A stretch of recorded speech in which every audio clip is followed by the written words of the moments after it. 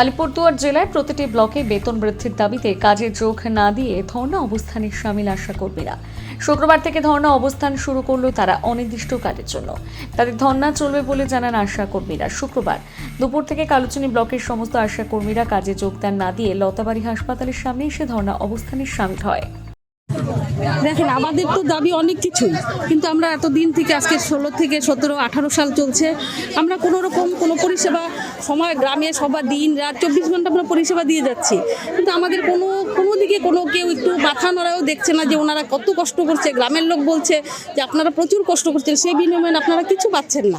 এখন আমরা আর ধৈর্য পাচ্ছি না।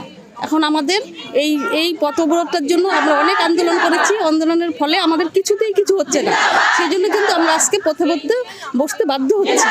এখন দেখি মাননীয় মুখ্যমন্ত্রী আমাদের যদি কিছুটা দয়া করে, তাহলে আমরা সেই আপোষেই আমরা দাবি উঠিয়ে নিব। আমরা নিজেদের মতো নিজেরা কাজ তৈরি করবো। আবার আমরা গ্রামে কাজ করতে আসছি, গ্রামেই কাজ করব, কিন্তু মাননীয় মুখ্যমন্ত্রীর জন্য আমাদের দিকে একটু দয়া করেন। আপনার নাম? অনিতা নাহা মজুমদার।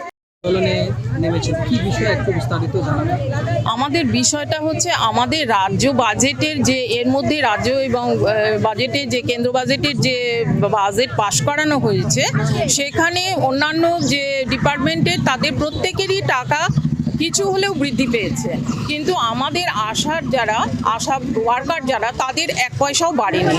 হ্যাঁ, এটা যে আমাদের মুখ্যমন্ত্রী মমতা বন্দ্যোপাধ্যায় দিদি এবং স্বাস্থ্য দপ্তরের যে দিদি চন্দ্রিমা ভট্টাচার্য, তার কাছেও আমাদের যে নোটিশটা সেটা জারি করেছিলাম এবং আমরা দাবি দাওয়াগুলো উত্থাপন করে দিয়েছিলাম, কিন্তু উনি তো কর্ণপাতই করলেন না এ ব্যাপারে।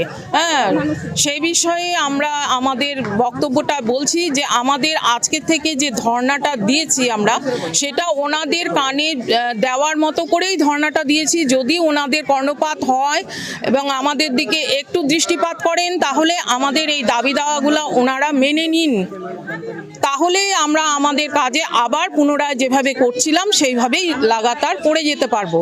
কিন্তু ওনারা যদি আমাদের পক্ষপাতিত্ব না করেন, আমাদের পক্ষে এ কাজ চালানো সত্যি অসম্ভব হয়ে পড়ছে। আজকালকার দিনে আজকের বাজারে আমাদের এই ন্যূনতম ভাতা বৃদ্ধিটুকু নিয়ে আমাদের সংসার পরিচালনা করতে পারছি না। আমরা ভীষণভাবেই অচল হয়ে পড়ছি। দিনকে দিন আমাদের শারীরিক এবং মানসিক ক্ষমতা ভেঙে পড়ছে। এর পরবর্তীতে আমাদের আরও ক্ষমতা ভেঙে পড়বে। সেই জন্যই বলছি উনি এর মধ্যেই আমাদের যাতে বৃদ্ধি করতে পারেন সেই দিকে নজর রাখুন। আমরা 17 বছর হয়ে যাচ্ছে, এইবার আগস্ট আসলে 17 পার করে 18-তে পড়বো। হ্যাঁ, এর মধ্যে আমাদের 2019-এ যে বৃদ্ধি হয়েছে, তারপর থেকে আর মাসিক কোনো ভাতা বৃদ্ধি হয়নি। সেই জন্যই আমাদের এই দাবি।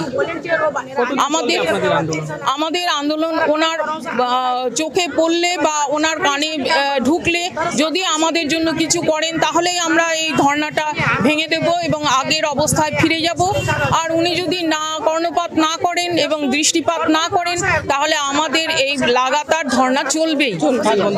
কাজ আমাদের বন্ধ থাকবে কাজ। রাখি চৌধুরী।